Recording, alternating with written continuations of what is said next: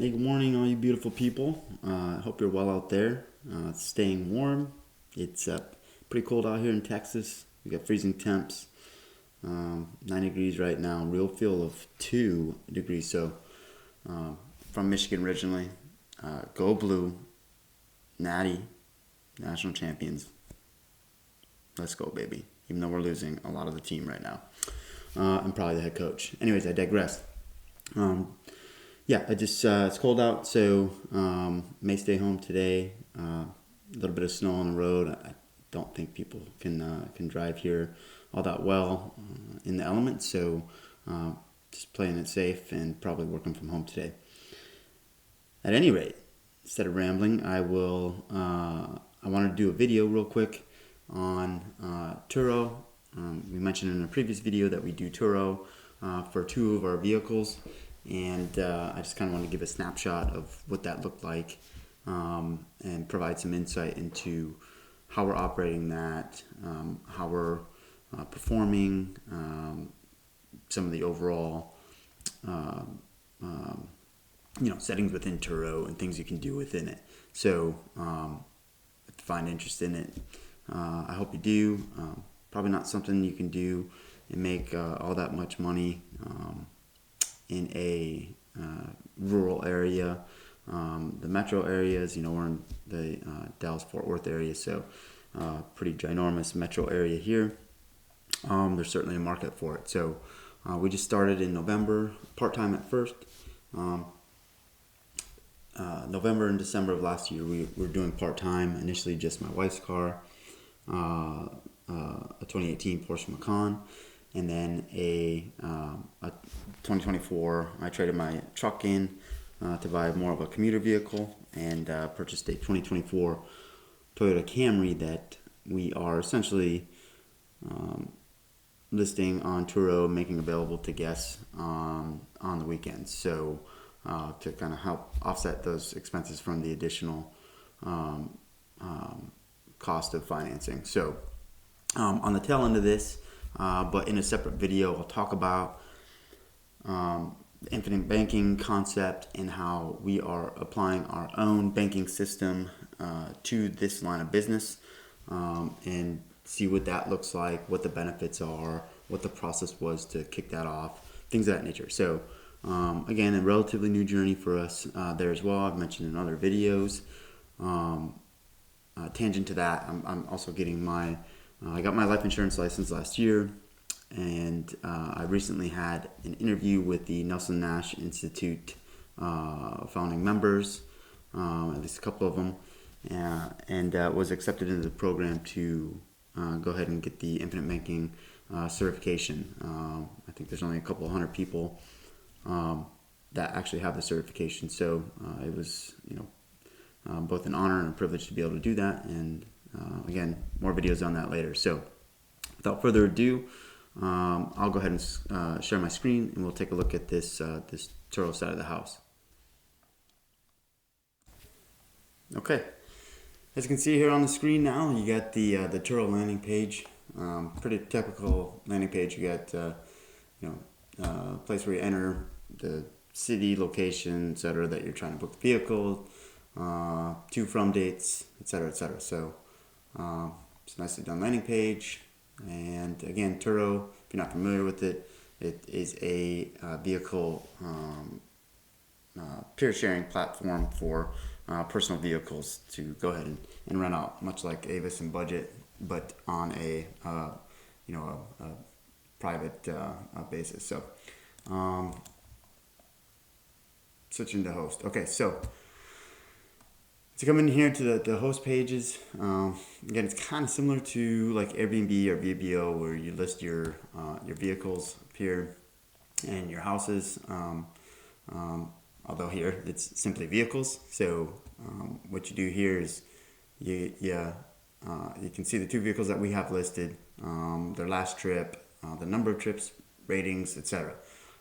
You can also see my license plate number. I don't think anybody cares about that being there. I certainly don't. So, but as I mentioned earlier, we have both a Porsche Macan and a Toyota Camry up there on the platform. So, there's some you can go into each vehicle and view the listing or edit the listing from this page. I don't like the way that comes up on this page for the vehicle, but it is what it is. So again, each vehicle has kind of like a description area, the host, number of trips, when they joined, response time, which is, again, much like Airbnb and VRBO, very important. And then just some of the typical settings. So it's pretty neat. I think it's a nicely done website. It's gaining in popularity. The more I talk to people about kind of what we're doing, the more I'm finding that people have actually participated in its use as well. So we're getting good reviews, which is great. So really enjoying it so far. Some other features that are here are the actual listing options. You go into the listing themselves, you can see your pricing calendar. Again, very similar to Airbnb, VRBO. You can customize it as well. You can import trips out to your Google Calendar, which is kind of neat. Being able to integrate that.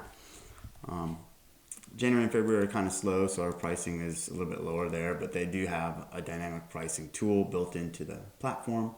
You can see the summer rates get a little bit higher. And again, we're just learning this. We'll do more, I think, competitive analysis of, competition in the area and with like vehicles and location and things of that nature. But right now we're just kind of using whatever the embedded Turo pricing algorithm has on their website. So you can offer pricing and discounts, location and delivery, give the guests instructions on what they're supposed to do. We have most of our instructions in the initial message, so this is a little more detailed, so we don't do it at the moment. You get your pictures, a description about there's just a lot of different knobs and dials in here that you can kind of turn in and edit as you go. We're still kind of in a learning mode here, but seem to be doing fairly well, and it's a new challenge, but we're enjoying the experience so far, and again, learning along the way. So you get your messaging here at the top, where you can go in and view all the messages. Again, like Turo or Airbnb and VRBO, you can schedule messages, which is great. This helps us go ahead and set some automated messaging for different type of bookings, whether it's a pickup locally, pickup and drop off locally, pickup and drop off within a certain perimeter that we have set up. We have a 25-mile radius right now that we have set up, and then airport deliveries, as well as other popular delivery areas in the area, train stations, subway stations, etc. So, and then you can schedule them when they go out. So it's or you can kind of see what the schedule is for upcoming messages. So again, pretty well laid out. And if you're in the Airbnb or the short-term rental space with Airbnb and Vrbo and use some of the platform management tools, it's pretty similar in that nature. So, and then over here they have a screen that talks about your earnings and stuff like that. So it's a good little snapshot to track performance. But I am also using a spreadsheet to track a little more detailed information. I'll pop over that here in a second and discuss some of that stuff there. So you get Power Host after you've completed all these things. They do it on a quarterly basis as far as reviewing your account to see if you're eligible. And the next assessment, I think I missed the last quarter's assessment and wasn't awarded, but looks like I'll get it if we maintain things as they are now in the next assessment in April. So that's great. So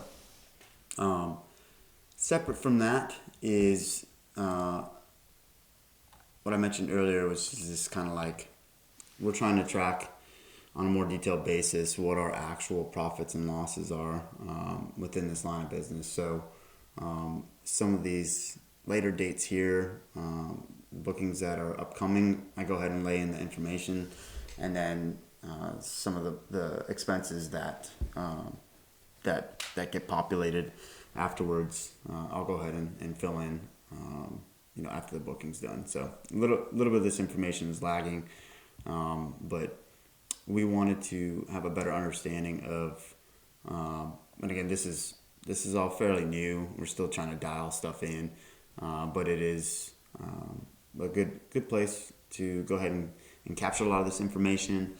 We'll reference it in the future, and with any luck, it'll help us to make more educated decisions in the future about whether we want to keep a vehicle, whether we want to get another vehicle that's like that, or when it's time to sell or trade in a vehicle, if it's worth getting a vehicle that's similar, things of that nature. So also probably how to streamline our operations. That's another piece here, and a big reason why we want to track our expenses. So in a later video, before I go into that, so we have the individual vehicles here.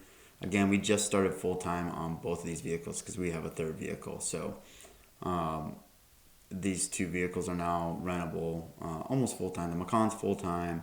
The Camry is not full-time quite yet. It is still on a part-time basis because I use it as a commuter car Monday through Thursday when I head to work. So I wanted a car that gets better gas mileage than my Ford F-150. I wasn't using the F-150, and it just was not a practical vehicle for commuting. So, that's the gist of it. We have each of these tabs for each vehicle, and then we have it on a combined basis as well to kind of give an overall snapshot. So, total combined, again, with a couple vehicles that are not full-time, and also have a couple future rentals, and no expenses tied to it laid in here. So $3,200 gross, again starting just with one vehicle early November, part-time, and then we got a second vehicle, the Camry, in December, and started doing that again part-time, and now we do full-time with the Porsche Macan, and then so we have one vehicle full-time and the other one part-time, two vehicles going, and our net profit is just under $2,000 for the month. So in a later video, I'll get into some of these details here about financing and how we're financing them. Right now, we have them financed through a bank. In a later video, I'll talk more along the lines of the second driver of why we got into this line of business, and that's using our own bank to